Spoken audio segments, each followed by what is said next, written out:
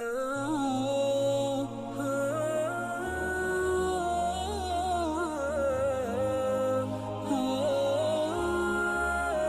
میں کچھ آپ کو رزق میں اضافے کے جو قرآن و حدیث کی روشنی میں وظائف بتائے گئے، طریقے بتائے گئے، وہ ہم سنتے ہیں۔ اللہ کے حبیب علیہ الصلوۃ والسلام کو، نبی پاک علیہ الصلوۃ والسلام کو اللہ کریم نے کیا حکم دیا؟ اللہ قرآن میں فرماتا ہے انستغفروا ربکم ثم توبوا الیہ یمتعکم متاعا حسنا الی اجل مسمى۔ قرآن میں رب فرماتا ہے کہ اپنے رب سے معافی مانگو، پھر اس کی طرف توبہ کرو تو وہ تمہیں ایک مقررہ مدت تک بہت اچھا فائدہ دے گا۔ یعنی اے نبی کریم، آپ لوگوں کو حکم دے کہ اللہ پاک سے پچھلے گزشتہ گناہوں کی معافی مانگو اور آئندہ گناہ کرنے سے توبہ کرو۔ تو جس نے اپنے گناہوں سے پکی توبہ کی اور اخلاص کے ساتھ رب کریم کا عبادت گزار بن گیا تو اللہ پاک اسے کثیر رزق اور وسعت عیش عطا فرمائے گا، باقی ساری لائف وہ اچھی گزارے گا۔ شرط کیا ہے؟ استغفار کرے، پچھلے گناہوں سے توبہ کرے۔ اچھا، استغفار کے تو اتنے فضائل ہیں۔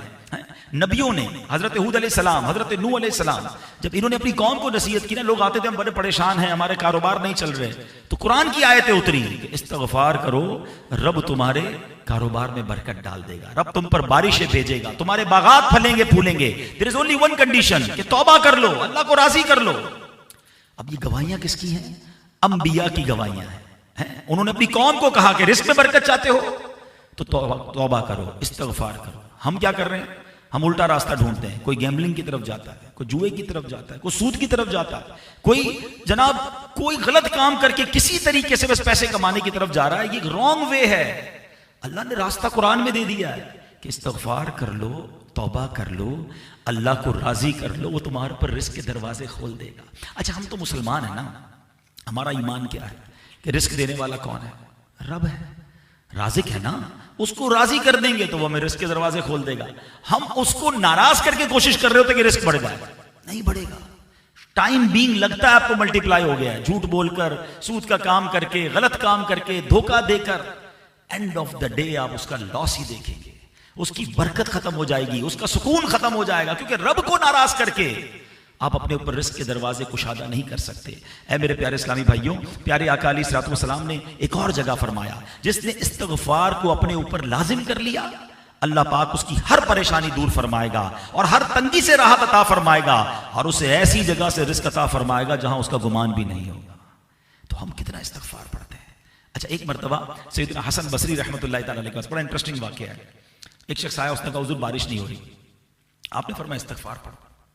ایک شخص آیا، کہتا ہے حضور کاروبار میں بڑی تنگی ہے، آپ نے فرمایا استغفار پڑھو۔ تیسرا آیا، کہتا ہے حضور بے اولاد ہوں، اولاد کی تمنا ہے، آپ نے فرمایا استغفار پڑھو۔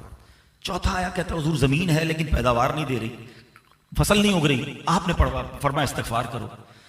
تو ایک بندہ ساتھ ہی بیٹھا تھا، کہا حضرت الگ الگ پرابلمز، الگ الگ نیڈز، وہ اپنا پرابلم بتاتے، فارمولہ سب کو آپ نے ایک دیا ہے، کیا بات ہے، اللہ والوں کی شان دیکھو۔ آپ نے فرمایا اللہ نے چاروں چیزوں کا حل قرآن میں فرما دیا ہے۔ اب قرآن کی آیت سنیے گا، انہوں نے یہ آیت پڑھی، استغفروا ربکم انہ کان غفارا یرسل السماء علیکم مدرارا ویمددکم باموال وبنین ویجعل لکم جنات ویجعل لکم انہارا۔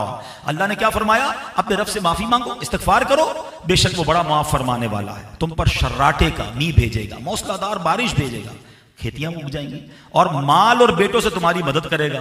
مال آ گیا تنگدستی دور ہو جائے گی، بیٹے کا شکایت لے کر آیا تھا بے اولاد ہے تو اولاد بھی دے دے گا، اور تمہارے لیے باغ بنائے گا اور تمہارے لیے نہریں اگا دے گا، نہریں بنا دے گا۔ ایک استغفار، اس کے کتنے فائدے۔